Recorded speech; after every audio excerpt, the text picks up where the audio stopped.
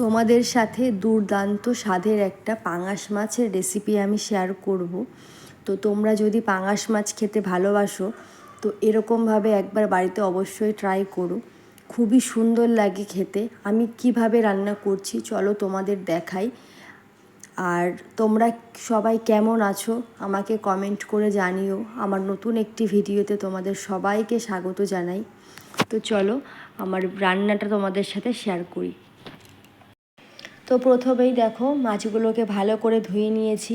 এরপরে কড়াইয়ে বসিয়ে দিয়ে দিয়েছি সর্ষের তেল। তেল গরম হয়ে এসেছে, এরপরে দিয়ে দেব মাছগুলোকে ভালো করে লাল লাল করে ভেজে নেব। মাছগুলোকে ভালো করে ভেজে নিয়েছি দেখো। এরপরে দিয়ে দেব এখানে আলু, কেটে রাখা আলুগুলো দিয়ে ভালো করে লবণ হলুদ দিয়ে লাল লাল করে ভেজে নেব। আলুগুলো ভাজা হয়ে গেলে এরপরে দিয়ে দেবো এর মধ্যে গাজর দিয়ে আবারও সব ভালো করে ভেজে নেব। এই দেখো ভালো করে ভেজে নিয়েছি, তুলে নেব। এরপরে লাল লাল করে গাজর আলুটা ভালো মতো ভাজা হয়ে গেছে। এরপর দিয়ে দেব তেলে গোটা গরম মশলা, তেজপাতা আর গোটা জিরে ফোড়ন দিয়ে দেব। তারপরে দিয়ে দেবো কেটে রাখা পেঁয়াজ আর টমেটো। অনেক দিন ভয়েস ভিডিও দিই না তো, মানে কি বলো তো, কথা আটকে আটকে যাচ্ছে, ঠিক করতে পারছি না কি বলছি। তো যাই হোক, একটু ভুল ত্রুটি কিছু হলে ক্ষমা করে দিও। অনেক দিন কথা বলি না তো, ঠিক মতো বলতে পারছি না, আস্তে আস্তে আবার ঠিক হয়ে যাবে।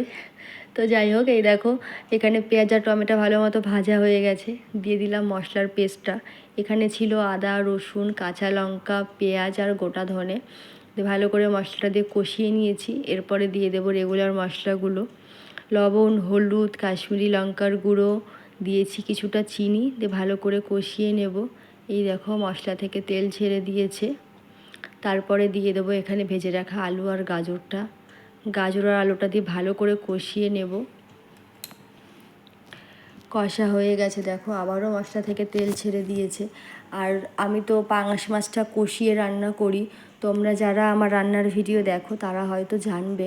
এই দেখো আমি মাছটাকে কষিয়ে রান্না করি, এতে কিন্তু আরও সুন্দর লাগে খেতে। মাছের যে আষ্টে গন্ধটা পুরো কেটে যায় কষতে কষতে। আর এখানে দেখো কষা হয়ে গেছে, আমি এখানে গরম জল অ্যাড করে দিলাম।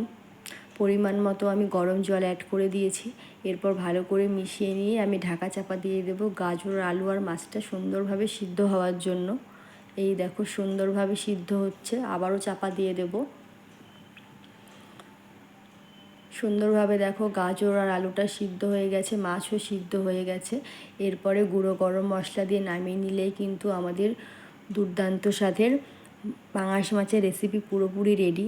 তো চলো বন্ধুরা, আজকের মতো এইটুকুই। তোমাদের এই ভিডিওটা কেমন লাগলো অবশ্যই কিন্তু জানাবে। টাটা বন্ধুরা।